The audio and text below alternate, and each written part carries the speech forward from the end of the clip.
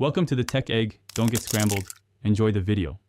In this video, I will explain how to use Gemini on your Nothing Phone 1. To begin, download the dedicated Gemini app from the Google Play Store. Once installed, open the app and follow the on-screen prompts to sign in with your Google account. Next, navigate to your phone settings, find Apps, then Assistant, and select Digital Assistants from Google to switch to Gemini. This initial setup is quick and straightforward, allowing you to access Gemini's powerful features immediately. Interacting with Gemini on your Nothing Phone 1 is intuitive. You can activate it by saying "Hey Google" or by pressing and holding the power button, if configured. Gemini supports both voice and text input, allowing you to ask questions, draft messages, or brainstorm ideas. It can also connect with your favorite Google apps, such as Google Workspace and YouTube Music, to help you get things done more efficiently. This integration makes it a versatile tool for daily tasks. To enhance your Gemini experience, explore its advanced features.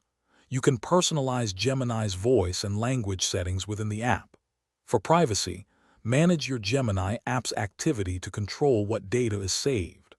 A powerful feature is the ability to chat about what's on your screen. Simply activate Gemini and tap Add this screen to ask questions about current content. Ensure Use Text from Screen and Use Screenshot are enabled in your Gemini settings for this functionality. If you encounter issues with Gemini, try some troubleshooting steps. First, clear the cache and data for the Google Play services, Google App and Gemini app in your phone settings, then restart your device. Also, ensure you have a stable internet connection, as this is crucial for Gemini's functionality. If problems persist, consider reinstalling the app or checking for system updates.